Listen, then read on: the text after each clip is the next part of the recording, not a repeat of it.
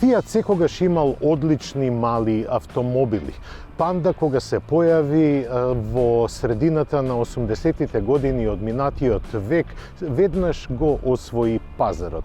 После 40 и кусур години доаѓаме до новата нејзина интерпретација, наречена Гранде Панда. И самото име ви алудира дека е многу поголема, што е точно. Но многу поважно е што Fiat врз база на кутиестата форма која имаше претходната Панда ја изгради Гранде Панда, која сега делува како една модерна скулптура. Дизајнерите на Fiat успеа да направат повторно извонредно атрактивна појава. Предницата на новата Гранде Панда е извонредно интересна, пред се поради фаровите кои имаат LED технологија, а кога ги гледате како да ви се насмевнуваат или намигнуваат кога ја гледате. Насекаде е цитирано името на компанијата Fiat. Оваа форма делува како да е спортско корисно возило, но кога ја гледате од било кој агол, таа оддава дека е многу поголема. На меѓуоскино расстојание од 2,55 метри поставена е каросерија долга неполни 4 метри. Над лаковите на тркалата имаме 4 диагонални линии. Дизајнерите на Fiat не испуштија да го испишат името на моделот Панда. Тука имаме повторно знак Fiat со 4 диагонални линии. Тоа е знакот на Fiat кој се гледа и овде, кој беше употребен кога беше прв пат лансирана Панда.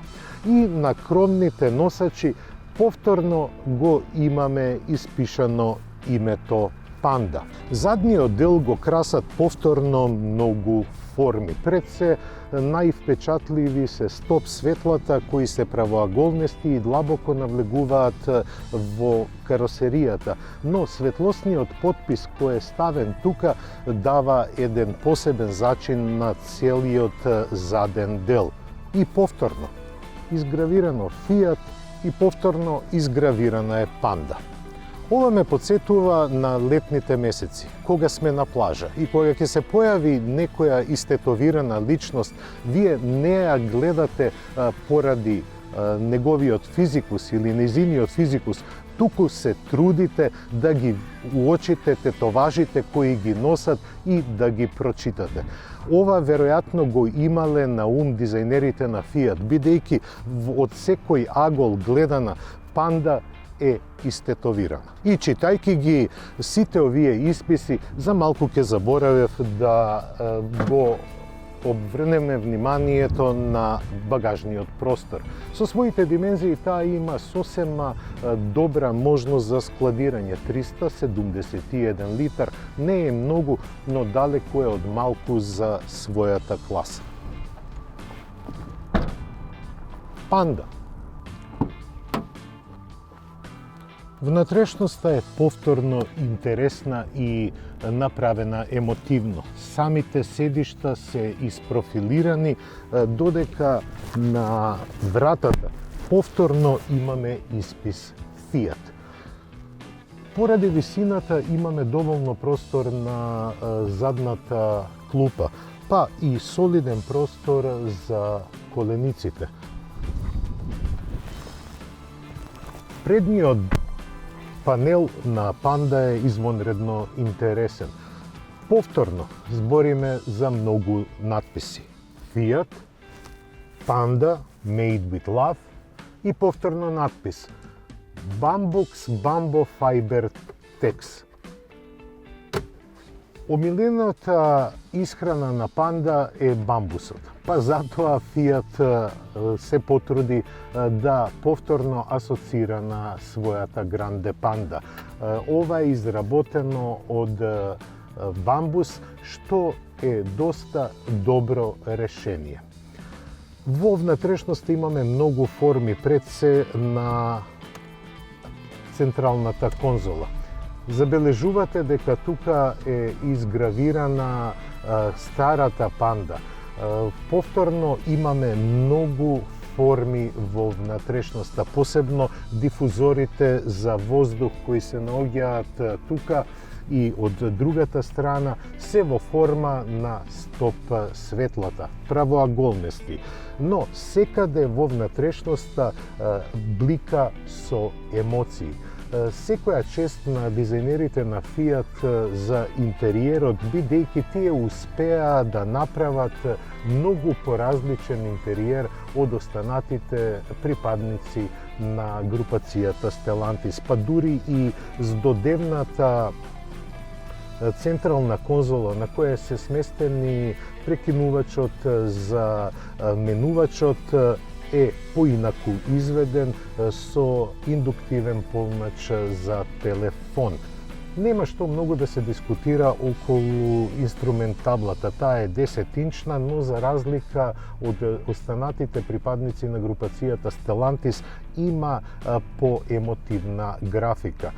Тоа не може да се каже и за екранот на допир, кој ја има истата концепираност како и братучедите, но радува дека на долниот дел има физички копчиња кои се задолжени за манипулација на вентилацијата.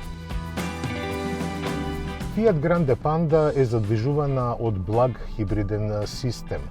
Тој е сочинет од 1,2 литрен трицилиндерски мотор и има интегрирано во 6-степениот автоматски менувач 23 киловатен електричен мотор. Ова консталација обезбедува 101 поњска сила, па веднаш како да порачува дека Grande Panda и со своите димензии и со својата моторизација пред се е наменета за градско возење. Таа лесно се употребува на тесните градски улички, а бидејќи брзините на движење се многу мали, тогаш на сила стапува електромоторот кој се напојува од мала јон литиумска батерија, но сосема доволна да ве вози на струја до брзини не поголеми од 30 км на час.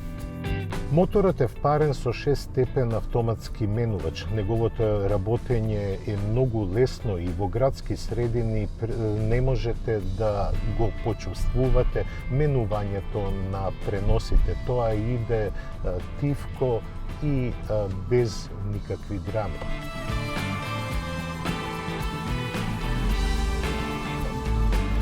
Кога сакате малку подинамично да забрзате, тогаш настапува на сцила малце поголемиот звук, но и поотсечното менување на брзините.